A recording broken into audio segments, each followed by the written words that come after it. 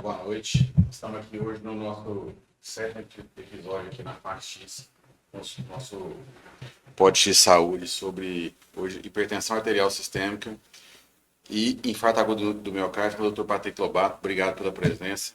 Sei que é difícil achar horário na sua agenda, mas vamos lá falar um pouquinho. Hoje, antes de começar, nós tivemos uma visita ilustre aqui do Pinho, que foi um grande incentivador da gente fazer isso aqui. Então, vamos começar aí, tá bom? Seja bem-vindo.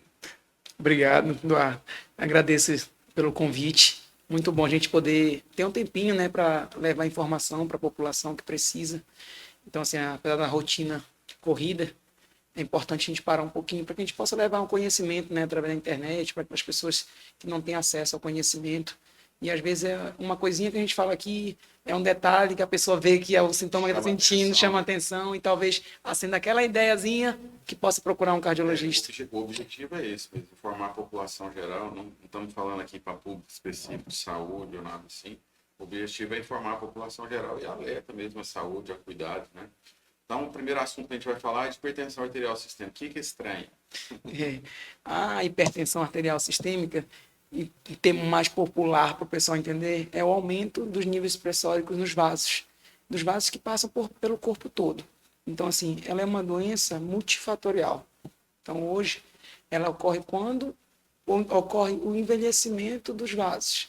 Hoje, nossos vasos, quando a gente é mais novo, os vasos são mais, digamos que, elásticos, mais modelados. E aí, com a idade, ele vai começando a ficar mais calcificado. Então, o sangue vai passando com uma certa dificuldade. Aumenta a resistência e isso faz com que comece a surgir o nível pressórico. Por isso, normalmente, a hipertensão ocorre em pacientes mais idosos. Então, normalmente, a partir dos 40, 50, 60 anos é a hora que começa. No entanto, a nossa realidade, a gente está vendo que isso está começando mais cedo. Hoje em dia, tem jovens com pressão alta. Eu atendo pacientes urológicos e, às vezes, tomando antipertensivo com 30 anos, eu fico assustado. Isso é a realidade atual? É isso mesmo? Atualmente, a gente está vendo muito isso. E aí, a gente tem que separar, como eu te falei, a hipertensão primária da hipertensão secundária. A hipertensão primária é justamente essa, ela é decorrência do envelhecimento. É aquela hipertensão normal da maioria da população. Então, vai chegando aos 40, 50, o vaso vai envelhecendo, vai aumentando a resistência, pressão alta. E a hipertensão secundária é o quê? Outras causas que levam ao aumento da pressão. Então, o que hoje a gente vê muito? Obesidade, sobrepeso, sedentarismo. A gente vê, então, assim, são algumas patologias que fazem com que o paciente aumente os níveis pressóricos. Hoje, o que eu mais pego no consultório é a obesidade. Aquele paciente que está acima do peso. Isso faz com que o coração comece a forçar, que a pressão comece a forçar. Isso tudo acaba aumentando a pressão. O tratamento inicial para esses pacientes é o mesmo do idoso. Exatamente. Hipertensivo a gente tenta explicar para eles que eles não são hipertensos, eles estão hipertensos. Sim. Então, se eu conseguir controlar o peso, controlar a alimentação, reduz um pouquinho de sal, reduz um pouquinho, faz uma atividade física, eu consigo fazer com que ele volte aos níveis pressóricos normais. Entendi.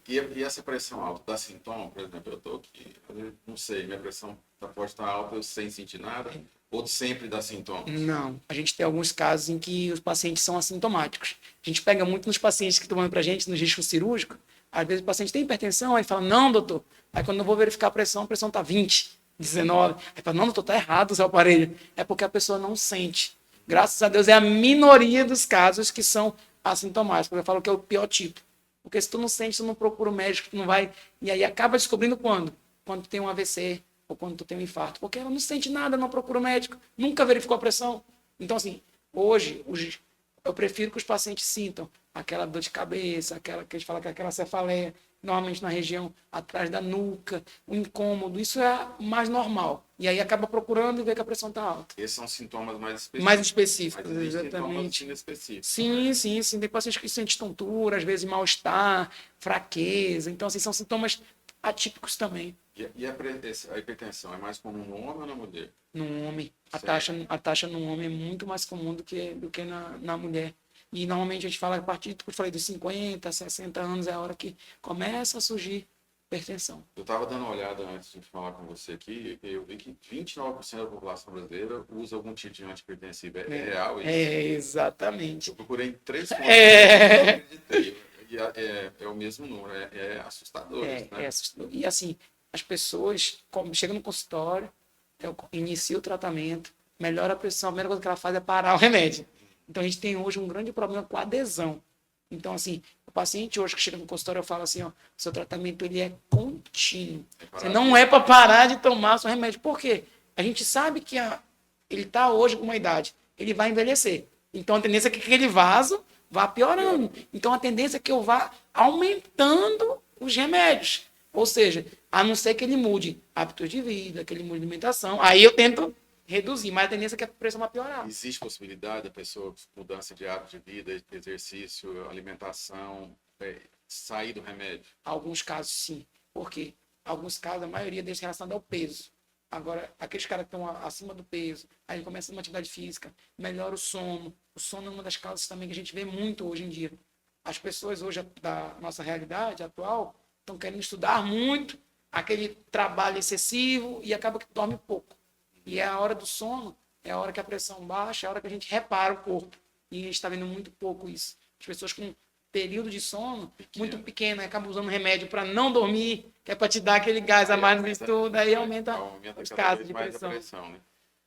Que horas que é para eu medir minha pressão? Eu não sei se eu tenho pressão alta. Eu não sei. Que hora que eu vou ter que medir? De manhã, de noite? Assim, normalmente a gente pede 2 verificações. Uma de eu não sinto nada. Que hora que eu tenho que medir? Eu acho que de dia e antes de dormir. Acordou ali, tá tranquilo, verificar. Antes de dormir, ou de noite, acalmou mais, porque é muito importante o seguinte. Por exemplo, se eu te assustar aqui. Agora tá alto. Exatamente. A gente precisa de uma informação importante. Se eu fizer uma atividade física, a pressão sobe. Se eu tiver assustado, eu sair daqui e pegar um susto, ela sobe. Se eu estiver preocupado, ela sobe. Se eu chego no seu consultório e te vejo, minha pressão sobe. Exatamente. Tem a que a gente chama de síndrome do jaleco branco. Tem pessoas que não têm pressão, mas quando chega no consultório, a pressão sobe. Então, assim, a gente precisa olhar cada caso com detalhe para que a gente não diagnostique uma pessoa que tem hipertensão, quando na verdade a pessoa só está ansiosa. Ou então a pessoa não dormiu, ou a pessoa está preocupada. Então, para que a gente possa ter esse diagnóstico definitivo, nunca com uma única verificação. Normalmente eu peço sempre o mapa de 24 horas, que é aquele exame onde o paciente fica o dia todo com o aparelho no braço e eu consigo verificar, é hipertenso ou não é hipertenso. Por quê? Se a pessoa está ansiosa, ela vai estar ansiosa na hora que colocou o aparelho. Depois o aparelho está verificando sozinho, ela não está vendo. Ela não lembra. E aí ela só vai subir aonde? Na hora de tirar o aparelho. E aí nessa hora eu consigo ver que a pessoa é ansiosa, porque durante o dia todo a pressão ficou boa. Estável. Exatamente. E qual que é o número normal de pressão? Bom, de mulher e homem é diferente. O que acontece? A gente teve até ano passado, a diretriz brasileira atualizou os níveis pressóricos. Seguindo a diretriz europeia, a diretriz americana, eles baixaram ainda mais os níveis pressóricos. Antigamente falava assim, 12,8 era o número ideal. Hoje em dia, eles querem níveis pressóricos menores do que 12,8.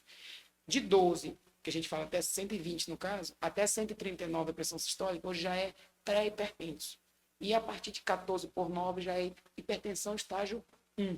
Então, hoje em dia, a partir de 12 já é considerado pré-hipertenso. Então, eu estou com um nível bom hoje, menor do que 12/8. Então, agora a gente quer cada vez mais, porque os estudos vêm mostrando que quanto melhor o nível pressórico, menor o risco de infarto, menor o risco de AVC. Mas não quer dizer que a gente vai entrar com remédio para todo mundo. É que quando eu estou vendo que a pressão já está pré-hipertenso ou estágio 1, eu tenho o quê? Mudança de estilo de vida. Aí vai aquele negócio. Primeira coisa, antes de qualquer remédio, mudança de estilo de vida.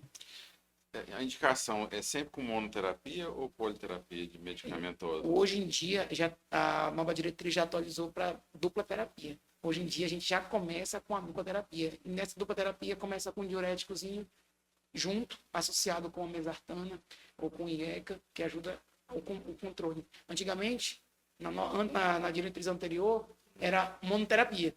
Hoje, já perceberam que já tem que começar com a dupla terapia. Entendi. Outra coisa, o paciente está hipertenso, você diagnosticou, está tratando. Quais são os riscos, as complicações que ele pode ter ao longo dos anos devido à hipertensão? Perfeito.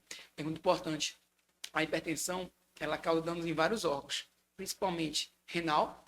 O paciente pode acabar com uma insuficiência renal quando não bem controlada a pressão, até uma hemodiálise. Outra coisa que ele pode levar é o AVC. níveis pressóricos muito altos acabam provocando AVC. Também pode levar a complicação oftalmológica, o aumento da pressão na parte ocular.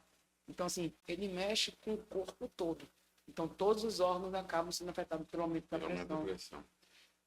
De todos os hábitos ruins que nós temos, qual você fala, não, esse aqui é o pior? É o obesidade, tomar refrigerante demais, não fazer exercício nenhum, o que você fala? Eu acho isso que é o pior. hoje, nossa realidade, eu acho que é a obesidade. A gente está pegando muitos pacientes, inclusive crianças, adolescentes, já começando com aquele sobrepeso, com aquela obesidade. Então, assim, isso pra gente assusta muito. Porque, como tu falou, antigamente, pressão alta era o idosozinho, Sim. 60, 70. Hoje em dia, a gente está pegando jovens com 20, 15 anos, já chegando com uma pressão de 15, 16. Então, assim, isso assusta muito. E a maioria das vezes está associado com o aumento do peso. Diabetes tem muita associação Também. nesses casos, jovens também. É aquilo que tu falou, como ele começa a se alimentar mal hoje, desde a da adolescência. Começa na fase infantil, os pais acabam liberando um pouquinho mais, vai para a adolescência, come um pouquinho mais. Então, assim, a alimentação hoje está aumentando tanto da pressão quanto da diabetes. Os maus hábitos alimentares hoje, eu acho que seria o número 1, assim, do que eu vejo na hipertensão. Para fazer atividade física, musculação ou exercício aeróbico? Ou os dois? A gente associa, a gente gosta muito da associação do aeróbico com a musculação. A musculação para a parte muscular e o anaeróbico para a parte da questão da perda de peso, perda do líquido, isso tudo ajuda no controle da pressão. Então, assim, a associação, ótimo. Se escolher só um, ainda escolheria a musculação. Tem como, para gente é hipertenso, tá tomando remédio, ele pode fazer atividade física sem um aval cardiológico ou é arriscado? Como eu te falei, na hora que a gente vai fazer qualquer atividade física, a pressão vai subir. Então, assim, o que é o nosso maior medo?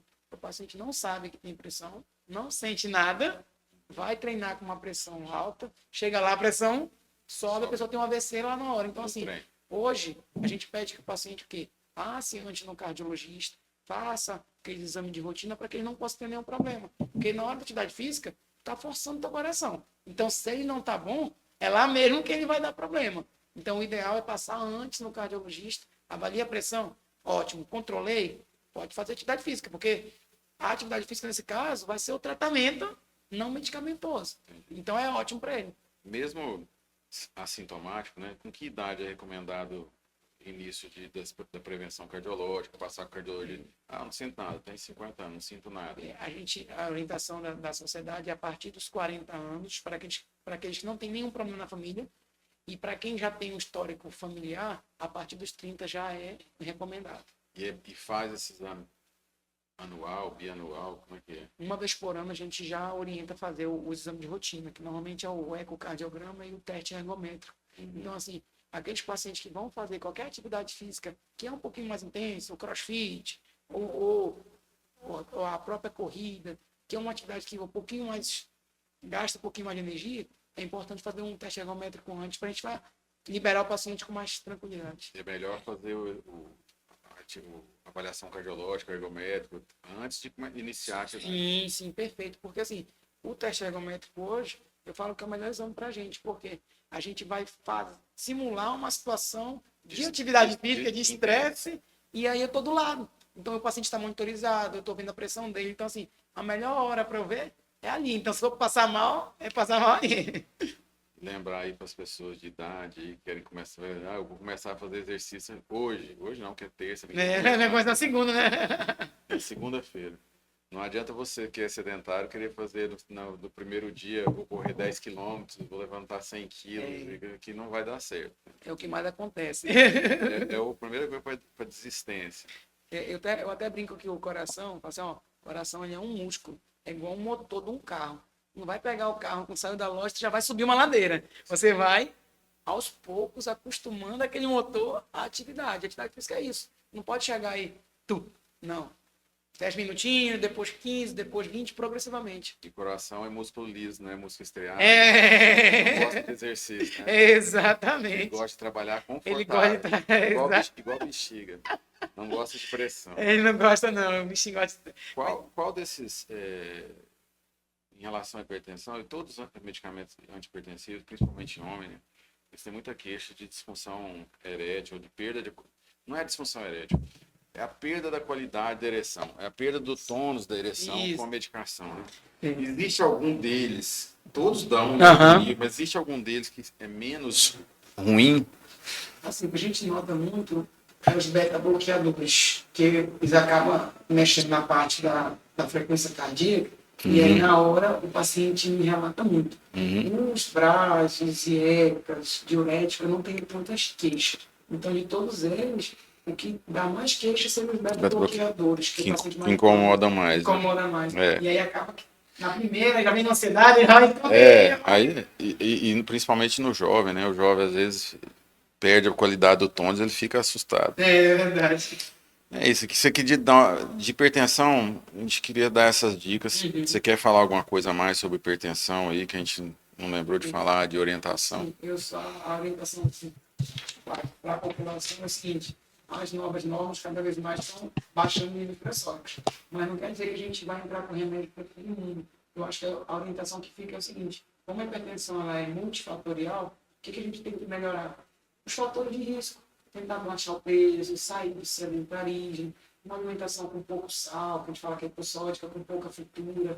Então, assim, tentar controlar os fatores de risco vai me ajudar a não evoluir com o quadro pressórico. A gente sabe que tem um fator genético, o pai tem, mãe tem, irmão tem, ou seja, tu já tem isso, tu não pode mudar. Mas tem outras coisas que tu pode mudar, que é justamente esses outros fatores de risco. Então, a dica que fica é justamente essa: tentar controlar os fatores de risco para que você não evolua no quadro de hipertensão. O sal é pior que o açúcar. Muito. Muito pior. Para você é, né? Para mim é. É isso aí. As dicas de hipertensão são essas. É uma patologia extremamente frequente. É assustador, quase 30% da população brasileira. Esse número é de 2024, não tem número de 2025, é 29,75%. É isso mesmo, quase 30% da população. É assustador, né, que um terço da população praticamente aí usa um antihipertensivo, né? E muito por hábitos, né? Parte porque nós estamos envelhecendo, a população brasileira envelheceu nas últimas décadas, mas é assustador que 30% das pessoas precisam de algum medicamento para ter uma qualidade de vida razoável, né, em termos de pressão arterial, né? Uma pergunta que surgiu aqui: pressão alta em criança sempre está relacionada a outras patologias, alteração genética ou uma formação cardiológica ou não? A maioria delas, a hipertensão na criança, ela é controlada pelas causas secundárias. E a gente vai sempre atrás de alguma patologia, feocrimocitoma, hipercolesterolismo. Então a gente vai procurar outras causas, nunca hipertensão primária na criança. Entendi. É isso. Vamos falar um pouquinho sobre o infarto agudo do miocárdio, que é uma das coisas. Bom, eu fiquei vendo isso, né? Obrigatoriamente, eu fiquei lendo sobre isso, né? 73 mil infartos no ano passado. É isso mesmo? Não, 700 mil infartos. Mais de 700 mil infartos no país no ano. É um valor assustador também, né? E muito em jovem, né? 737.213 infartos. É assustador, né? Isso aí, né? Mas o que é o infarto, Patrick? O que é? Ah, infartei. O que é? O que traduz isso aí para todo mundo entender? Puxando a coisa da hipertensão, a gente no coração, a gente tem algumas artérias que nutrem o coração. A gente fala que são as artérias coronarianas. Essas artérias coronarianas, elas te levam sangue para que o músculo funcione. E o infarto nada mais é do que a obstrução desses vasos, que a gente chama de aterosclerose. A aterosclerose é a placa de gordura que vai se formando na parede da artéria. E isso, como a gente fala assim, não acontece da noite para o dia. São anos que a gente vai comendo gordura, e aí, com a calcificação que a gente vai envelhecendo, vai ficando estreito. Até uma hora que o vaso entope 100%, e aí ocasiona o que a gente chama de infarto agudo do miocárdio. Que nada mais é do que a obstrução total dos vasos do coração. E aí pode ser, dependendo da artéria, infarto de parede anterior, infarto de parede inferior, depende muito de qual foi a coronária que foi acometida. É mais comum no homem ou na mulher? Um homem, coitado. Um homem, tá vendo? Não é como no homem, né? E é uma coisa até curiosa. O quadro clínico na mulher e no diabético são quadro clínico atípico. Então, às vezes é uma dor de estômago, às vezes é uma dor no dedo. Meu próprio avô infartou com uma queixa de gastrite. Era uma queixa que ele é diabético, era uma queixa de dor no estômago, foi lá, chegou lá e estava... Não, melhorei, eu acabei de almoçar, era só gastrite. Eu falei, não, vou, tô indo para o hospital agora, vamos comigo lá. Chegou lá e estava infartado. Então, assim, a gente tem que ter muito cuidado nos pacientes idosos, nos pacientes mulheres e pacientes diabéticos, porque às vezes não faz aquele quadro típico. Pegando o gancho, que seria o quadro típico de infarto? É uma dor em aperto, que se irradia para o braço ou para a região do dorso. É como se tivesse, eu falo para o paciente, jogando um piano em cima do teu peito, tu não sabe de onde está vindo a dor, tu só sabe que está esmagando a região do tórax ali. Normalmente, quando o paciente chega, doutor, é aqui a dor. Eu falo, tranquilo, que é muscular, porque quando o paciente consegue localizar a dor, é muito muscular. Agora, quando o doutor está apertando, parece que está apertando o peito todo, aí já fico preocupado. E tem um monte de sintomas associados, né, não típicos, né, que pode aparecer, né? Mas o mais comum mesmo é essa dor em aperto aí, sufocante, né? E a pessoa começa a ficar extremamente inquieta. Às vezes associado com um quadro de falta de ar, dor, parece que a pessoa não está conseguindo mais respirar, parece que está apertando tanto o peito que ela não consegue respirar. Por que você... Qual a idade normal de infarto? Normal nenhum, assim, a idade mais comum de ocorrer infarto? A gente fala que normalmente o infarto ocorre a partir dos 80, é o que a gente gostaria de... Por quê? Como eu te falei, a aterosclerose, o vaso vai se envelhecendo, então é mais comum lá. Só que, infelizmente, a nossa realidade hoje, eu estou pegando um paciente infartado com 30 anos, com 30 e poucos anos. E é muito mais grave o infarto no jovem do que no idoso, né? Muito mais. Explica aí qual que é a diferença aí. O que acontece? No paciente idoso, a gente fala que tem uma circulação colateral muito boa. O que é uma circulação colateral? Quando um vaso entope, o outro vaso consegue fazer o serviço daquele vaso que está entupido. Então, a gente tem uma circulação colateral boa. Então, na hora que dá o infarto, ele meio que já está adaptado. O jovem não. Ele não tem essa circulação colateral. Então, na hora que dá o infarto, fala assim, porque é mais fulminante no jovem. É porque o jovem não está preparado. Não era a hora. Ele não tem 80 anos ainda. Não era. Então, assim, acaba que no jovem, é mais preocupante o infarto. Porque a maioria das vezes evolui para um choque cardiogênico, evolui para estágios mais graves. Suspeitou que estou infartando. Estou aqui com dor no peito e tal. E que fazer o quê? Oriento, eu sempre falo com os pacientes, hoje acho que 90% das queixas do consultório é dor no peito. Então, assim, dor no peito pode ser várias causas, mas sempre suspeite que pode ser coração. Porque, assim, tu descarta a mais grave que é o coração. As outras dá tempo. Uma dor na coluna, gases, uma dor... Agora, o coração, infelizmente, não dá tempo. A gente fala que na hora do infarto, o tempo é músculo. Quanto mais tempo infartado, maior a sequela. Então, assim, hoje... Na dúvida, tá com dor no peito? Procure uma urgência e emergência, procure a UPA, procure um hospital. Por quê? Vai fazer um eletrocardiograma. Todas as nossas emergências hoje de Altamira têm um eletrocardiograma. E aí ele vai descartar o infarto. Então, no pior dos piores, pelo menos a gente vai conseguir descartar o infarto. E o eletro é sempre positivo? Sim. Alguns eletros podem dar normais. E aí entra numa coisa. Na dúvida... Faça os marcadores. Exatamente. O que eu falo? Eu até dei uma aula para os clínicos lá da UPA falando sobre infarto. Então, assim, é tudo probabilidade. Eu falo que é que ninguém é na Mega Sena. Vamos colocar numa balança qual é a probabilidade desse paciente estar infartando. Ele é hipertenso? Ele é diabético? Fuma?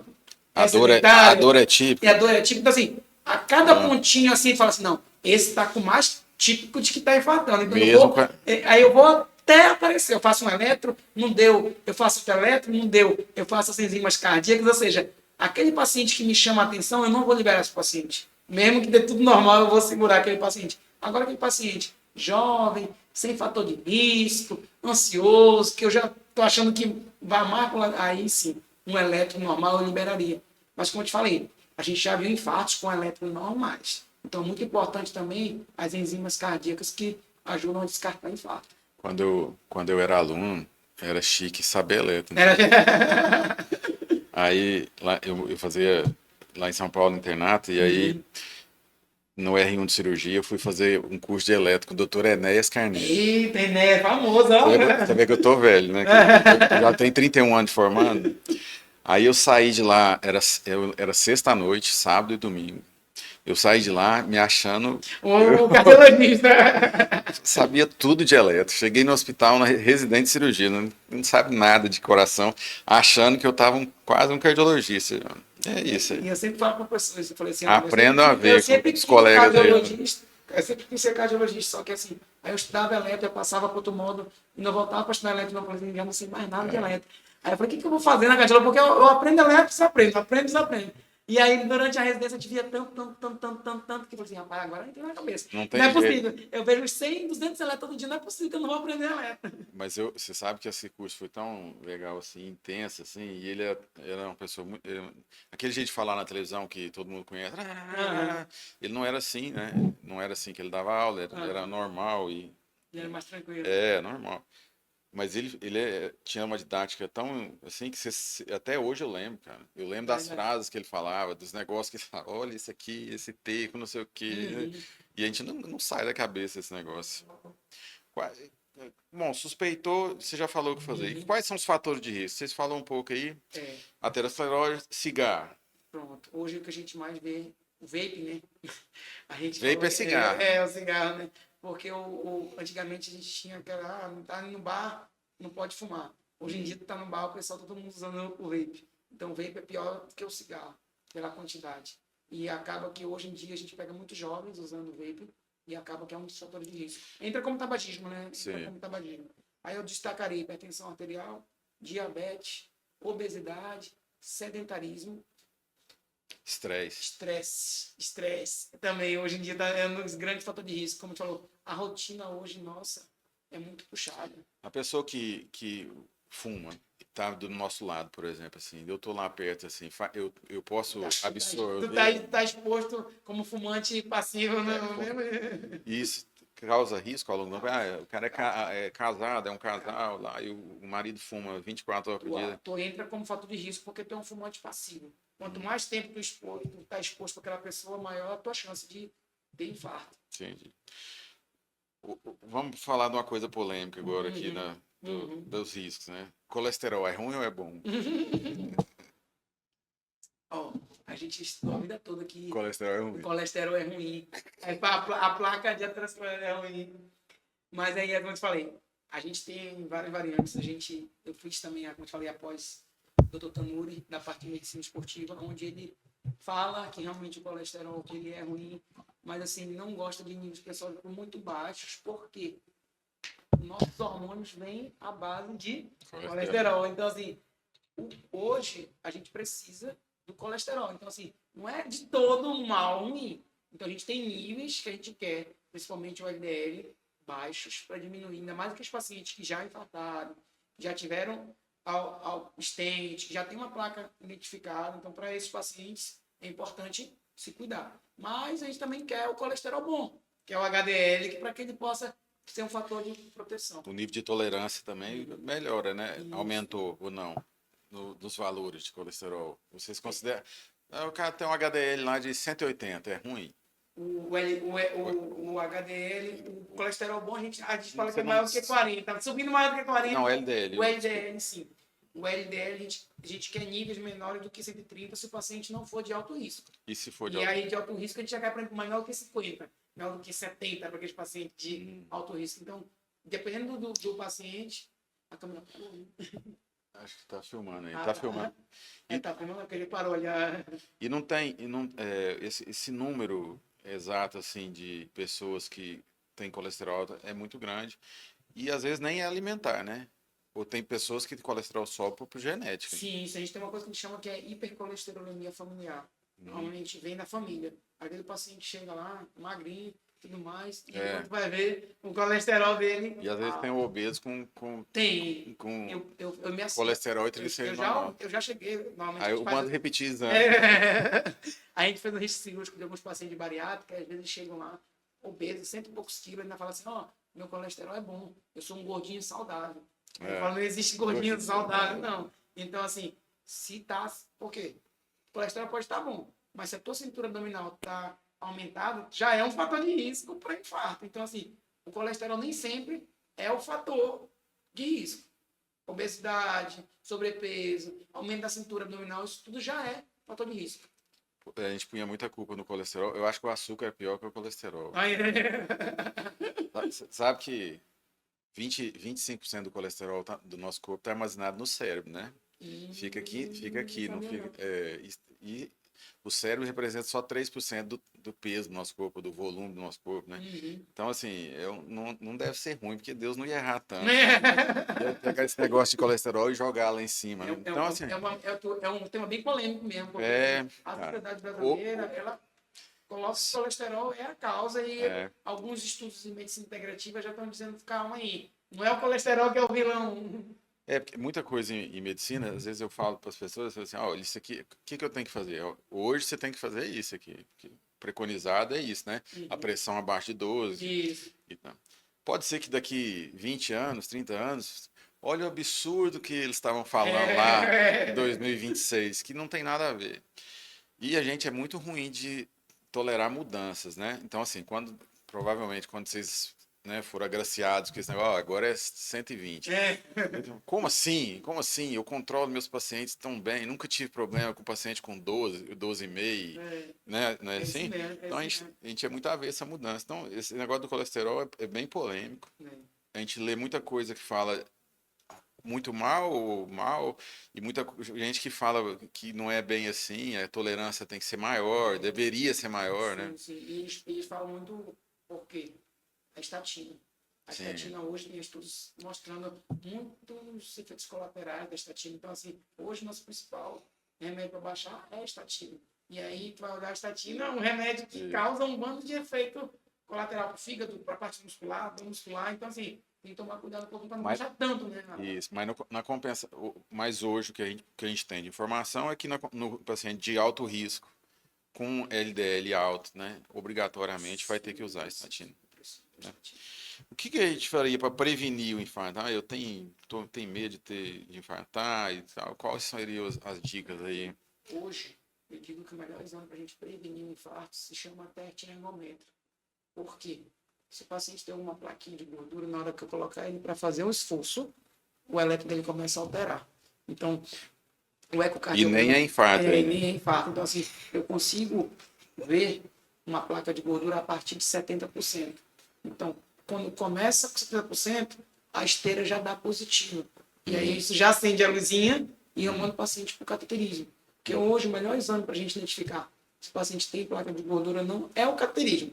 Só que a gente não vai pedir o cateterismo Para todo para todo mundo. mundo. Então, para aqueles pacientes que estão de alto risco, onde a esteira deu positiva, às vezes uma cintilografia deu positiva, ou uma angiotomografia positiva, aí o paciente vai para o cateterismo. Então, é importante hoje a gente começar com exames mais tranquilos, que são exames que não são invasivos, como eu te falo. O ecocardiograma e o teste ergométrico não vai causar mal nenhum paciente. São exames tranquilos. Agora, quando tu vai para uma angiotomografia, quando tu vai para uma cintilografia, tu já tem uso do contraste, tu já tem uso de medicações, então isso tudo já pode gerar alguma complicação para o paciente. Então, eu começaria com exames mais tranquilos, um eco, uma esteira anual. E aí, eu teria... Isso faz parte da avaliação anual, a partir dos 40 Isso, anos, né? exatamente. Se hoje em dia o paciente chega para o doutor, eu quero fazer um check-up do coração. Eu faria o ecocardiograma e o teste ergométrico. O eco, que é a ultrassom do coração, para quê? Para que eu possa ver o tamanho do coração, para que eu possa ver as válvulas, para que eu possa ver se o paciente já teve algum infarto. E o teste ergométrico, para que eu veja se tem alguma plaquinha de gordura, alguma arritmia. Aquele paciente que tem angina, que é dor no peito, Aham. não, não infarto e arritmia, tem mais risco de ter infarto? Normalmente a gente fala que os pacientes que estão com uma placa de gordura, eles aumentam o risco de arritmia. Então, às vezes, a arritmia, ela só é uma luzinha acendendo para a gente dizendo, ó, possa ser que essa artéria esteja entupida. Porque por trás das artérias passa o sistema elétrico do coração. Então, sempre que o paciente está fazendo muita arritmia, eu vou logo de olho para saber se não é uma placa de gordura que está entupindo. Às vezes, é só genética. Tem caso na família de arritmia, só que eu sempre fico com medo e eu vou atrás da placa de gordura. Se está tendo arritmia, pode ser que aquele paciente esteja alguma artéria que não entupir. Infartou. Tá, dor no peito, pressão, procurou pronto-socorro. Foi lá, fez o eletro, está infartando. E aí, trata como esse teu negócio? Aí a gente tem um problema, que infelizmente aqui na nossa região a gente já não tem o cateterismo cardíaco. Hoje o tratamento, a gente fala padrão ouro, é abrir a artéria em uma hora e meia, imediatamente. Para não perder células, né? Exatamente, porque quanto mais tempo o paciente ficar com a artéria fechada, mais o músculo sente sem enxergar sangue, mais o músculo morre e a sequela a longo prazo é gigante. Então, hoje, seria cateterismo. Doutor, a gente não tem cateterismo. Graças a Deus, e o pessoal da gestão atual agora começando a colocar trombolítico na UPA e trombolítico no HGA. Então, hoje, o paciente, mesmo a gente não tendo cateterismo, a gente tem uma medicação, que é o trombolítico, que é o Teplase, que a gente tem no nosso serviço do SUS, que permite abrir a artéria enquanto Não o faz, paciente aguarda o cateterismo. Então, hoje, se o paciente infartou, está com 6 horas de infarto, a gente também tem um tempo, que a gente fala que é o delta T, que é o tempo do início da dor para fazer a medicação. Porque se o paciente está infartado há mais de 6 horas, há mais de 12 horas, há mais de 24 horas, 2, 3 dias, não vale a pena fazer o remédio. Então, assim, por isso é importante, tu falou, sentiu dor, procura a urgência, porque talvez tu possa estar infartando, tu tem esse remédio que te ajuda a salvar a tua vida. Então, hoje, esse remédio aqui, ele consegue te tirar do infarto, consegue abrir um pouquinho a tua artéria, até o ponto de tu conseguir fazer o cateterismo. E tem alguma previsão da gente ter cateterismo em Altamira ou não? Rapaz, eu vi o nosso Porque- médico falou que o regional... Porque aqui a gente tem um problema de logística enorme, né, cara? Porque você, para sair daqui para qualquer lugar, você não sai, né? Em poucas horas, né? Você também tem um voo por dia e tal, é muito difícil, né? A gente, como falou, a gente está meio que isolado, então, da capital. Até a gente chegar na capital, sair daqui, a gente não consegue ter esse tempo. Então, assim, a gente precisa, hoje, ter o cateterismo na nossa região para que a gente possa atender vários municípios, né? Por exemplo, a gente tem Uruará, a gente tem Medicilândia, a gente tem Brasil Novo, a gente tem Anapu, tudo vem para cá. E chega aqui, a gente não tem esse cateterismo. Aqui é Santarém ou Belém, né? Exatamente. Ou Marabá, que é mais próximo Marabá da gente. tem também, né? Marabá tem também. Mas eu acho que esse ano é para chegar o cateterismo aí. Tomara. Né? É isso aí, meu amigo. Eu acho que fica aí de lição sobre os dois assuntos, hipertensão e infarto, né? É que os hábitos são importantíssimos, né? Alimentação adequada, exercício físico, né? Não existe o remedinho mágico, né? Aquela injeçãozinha mágica que vai te dar saúde, né? É, você pode emagrecer com injeção, né? Que aliás vai ser o tema do mês que vem. No mês que vem. Mas você não ganha músculo com injeção, né? Se eu soubesse a pílula mágica, eu queria tomar também. Também. A gente fala para meus pacientes que a gente colhe o que a gente planta. Então, assim, se tu quer envelhecer hoje, envelhecer de forma saudável, começa a cuidar desde agora. Sabe uma coisa que eu lembrei agora, que eu brigo todo dia, uma confusão por causa disso, o uso excessivo de hormônio. E aí, o que ele faz com o coração? O uso de hormônio ele aumenta o risco de infarto. Por quê? Os hormônios, como falou, ele aumenta a aterosclerose, ele aumenta o quê? Os índices do colesterol de LDL. Isso faz com que aumente os níveis de infarto. Só que é importante a gente afirmar o seguinte, tem pacientes que precisam da reposição hormonal. Com certeza. Que vai fazer dosagem, o paciente está com a testosterona baixa e tu vai fazer a reposição hormonal, que é diferente do uso do anabolizante indiscriminado, que infelizmente a gente vê muito na academia.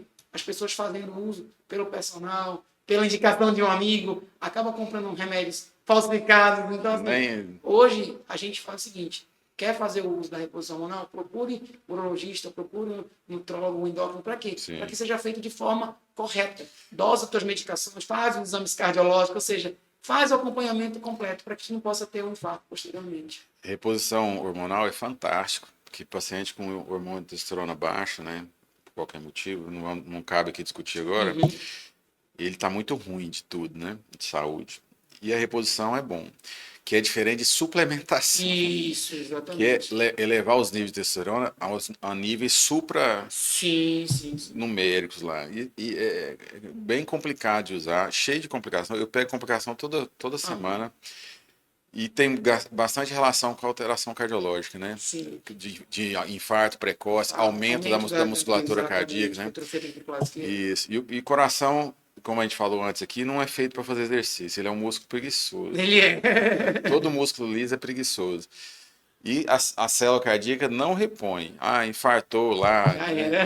Aquele pedacinho lá que parou de funcionar, ele vai virar uma fibrose. É isso mesmo. Ele pode bater de todo jeito. Aquele lugar não bate mais. Nunca mais. E assim é. Perdeu, já né? Ele não consegue. Igual o fígado, ele não se regenera. Já foi. Patrick, se deixar os locais onde você trabalha, contato aí, fica à vontade. A gente atualmente atende lá no Laboclin, de segunda a sexta, de manhã e de tarde. Então, assim, para você que está com algum sintoma, então, ou que detectou que os seus níveis pressóricos estão altos, está com uma dorzinha no peito, é importante, como eu te falei, sempre a gente ir atrás do mais grave. Porque se não for infarto, eu consigo ter mais tempo para procurar uma outra causa. Infelizmente, o infarto não espera. Então, assim, está com uma dor, procura uma urgência. Eu não digo nem procurar a clínica, mas procura uma urgência, emergência, porque às vezes é de noite, mais às vezes é de rápido. madrugada. Então, assim, já chega, já consegue ter aquele acesso. Hoje a gente está com uma estrutura muito boa no município. Então, assim, hoje tu consegue chegar na UPA, tu consegue ter um eletrocardiograma, tu consegue ter umas enzimas cardíacas. Então, assim, a gente está com uma porta, a esperança agora, até, pessoal, que a gente sábado vai inaugurar a nova UPA, é justamente o quê? Começar com protocolos para infarto, com trombolítico, para que o paciente seja monitorizado. Então, assim, a gente está capacitando os clínicos da UPA para atender infarto, a gente já deu aula de eletro, já deu aula de insuficiência cardíaca. Então, assim, o objetivo nosso é que a UPA já seja de uma unidade cardiológica para que a gente possa dar o melhor atendimento para os nossos pacientes. É isso aí, meu amigo. Muito obrigado pela presença aí. E mês que vem nós vamos falar sobre canetas emagrecedoras. Assunto Aí vai muito dar bom. confusão. Aí vai, assunto polêmico.